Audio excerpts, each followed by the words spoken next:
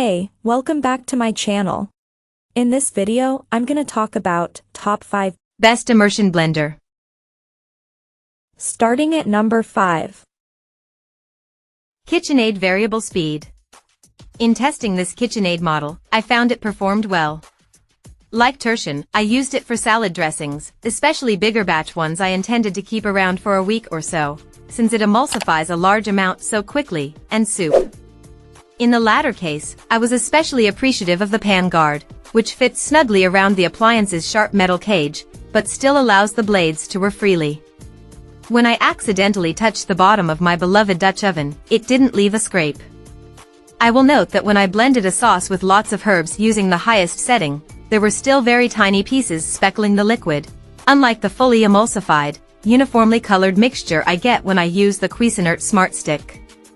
This didn't so much affect the texture, however, which still felt overall really smooth.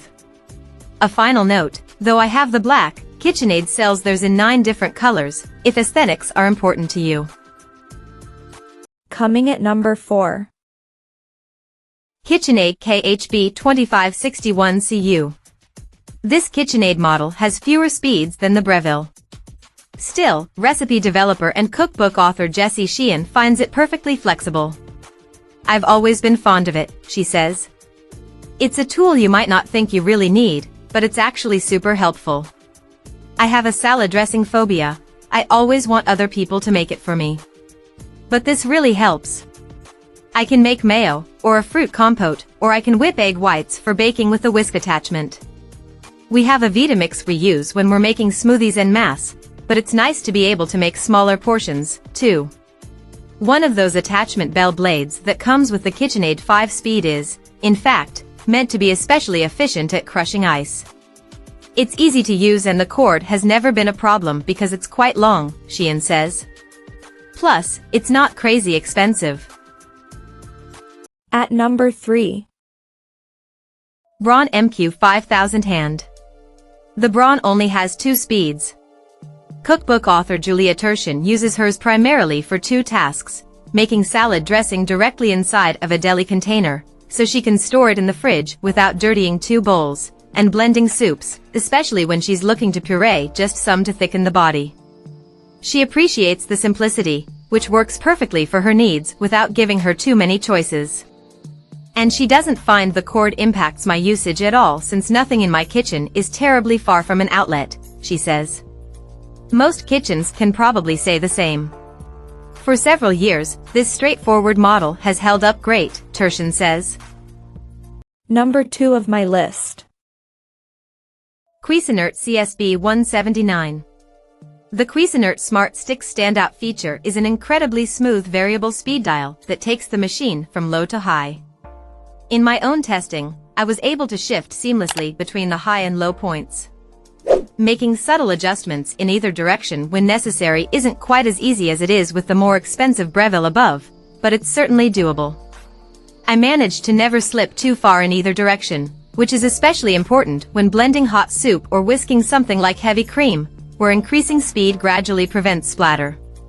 Chef and author Virginia Willis, who had an older model Cuisinart Immersion blender for 15 years and replaced it with this one a few years ago, can attest to that, too. If you're making something like refried beans, it's easy to control going partway blended instead of full, she says. And strategist senior editor Simone Kitchens says even the lowest speed was enough to puree vegetables for her baby, either fully or with some texture depending on how long she let the motor run. The Smart Stick is intuitive to set up. The blending blade, whisk, and chopper bowl lock securely into the motor with a simple twist and unlock at the press of a button. The chopper function works just as well as my beloved mini food processor, also from Cuisinart. Though the bowl fits only 2 cups instead of 3, which means I won't use it to make foods that take up more space, like pesto, I do find it easier to clean because of fewer nooks and crannies, reason enough to make it my go-to tool for smaller volume sauces. Christensen, who has owned the blender for 6 years, and Kitchens both say it's exceptionally easy to clean with a simple rinse. And number 1. Breville Control Grip.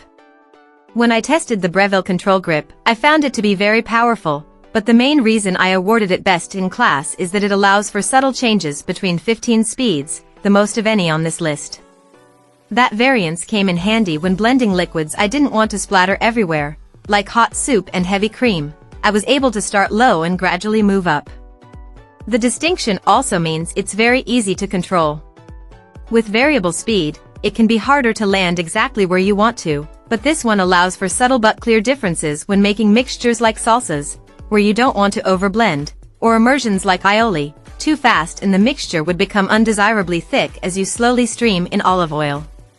I also found the handle to be very comfortable.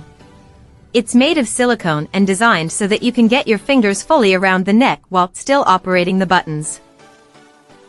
Check out this video description for latest price and more informations. Thank you for watching this video. Please subscribe and stay tuned.